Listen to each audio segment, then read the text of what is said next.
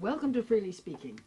It's going to be a very interesting discussion today, as if it weren't every day of the year, but I mean this is particularly interesting because it's a subject I haven't touched in some time. What do you think about this? The Kurdish question before and after the recent war against Iraq. Now, our main guest today is Mr. Sardar Pishdare, who is here with his son, whose name is Anjum, right? Got it right. With Anjum. And interviewing with me today is Alexander Darian. Thank you for coming, Alexander. I appreciate it. And we have already been to the press club, Club Suisse de la Presse, where we have heard a very interesting discussion about this whole subject, particularly from the point of view of with the questions, the people who were in that room. So we've taken sort of an overall picture of that, plus other questions that we would like to ask.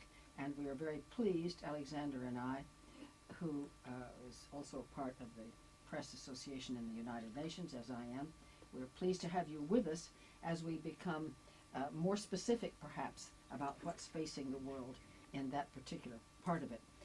The introduction on the invitation to the press club says the Kurds have presented a political problem in Turkey, Iran, and Iraq. Their history has been one of warfare and revolt, including rebellions against the Turks in 1832 to 47 and in 1925.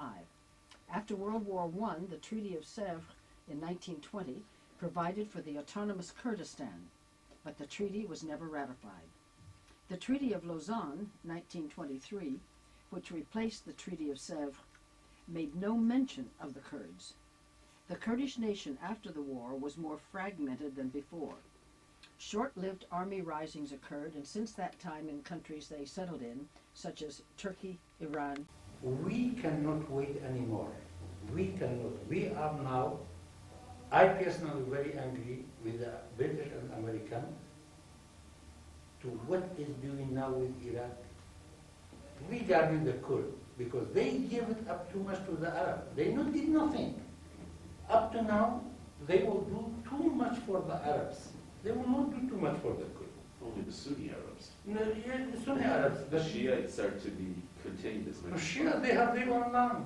There is no other war. Yes, but in terms of governing of the country, the Shiites are to be kept to a minimum. Shia, they are in love with the British, but they have the British. They don't care the Americans. They love them. But the United States has said it will not tolerate a government that gives any preponderance to Shiites who might be sympathetic to Iran. I don't care about Shia. I don't care about the Sunnis. I care about my nation. Half of south of Kurdistan is now in the hand of the Arabs. For example, in Kirkuk, during the past 80 years, all the Iraqi regime, they throw the Kurd out of his home and bring the Arab into his home. And now that Kurd, they are outside. Even when the Americans come, Americans didn't allow them to go to that Arab go out to his home. So what makes you think the Americans are going to correct everything? So that's why I'm there. That's why I'm asking. It must be something done. It must be something done, because we're not killing Americans. We're not killing the British. Arab they killing, and on this way, then Americans hold our hand. Do we not take over back our home, our land? The Kirkuk oil company. It was all the Kurd in the beginning, worker, 5 to 10,000. Now you cannot find one single Kurd is working in the oil company. All the Arab. Why the employer, a Kurd who they are working in Kirkuk, it must be thrown out, but they bring it from the different town, even from the south, bring employed in Kirkuk in the oil company just because he is Arab. So now we want it back. We say the Kurdistan is safe. Welcome Americans to stay in the Kurdistan, but they should not capture our hand. We take over back our land our homes. We will ask them, make us free. Either you get those land back for us, or make us free, we will get it back. But up to now, you see, Americans say to the Kurds, for example, Mr. Alexander, he was from Khartoum, throwing out. Mr. Alexander go to the Americans, say, please, this is my home, this is my paper, generation. And Saddam Hussein throw me out, he bring that Arab in. Now I want my home back. Americans say, wait, we will do something for you. And this is 4 months ago, 5 months ago, nothing happened. You know what they did to the Jews in Germany? They left them in the camps. After the so-called liberation, they left them in the camps. They refused to help the Jews recover their property and the debt had been confiscated by the Third Reich. As I said, their track record does not suggest that they're going to be willing to help you. I think what he's trying to say is that a lot more can be achieved via the US than what an Arab government could actually provide. It can. That message was already conveyed to Americans. Yeah. Did you already made Adequate adequate demarche, or is simply you're planning to do that? Yes, I have did it. Already did. Okay. Next question, please. Harold. Let's say a lot of things could be made by Americans, but they don't do it, you see. The absence of many journalists today shows that they are much more concerned with their own people, with Western Christian people, than with, if you permit me, Oriental and Islamic Kurds.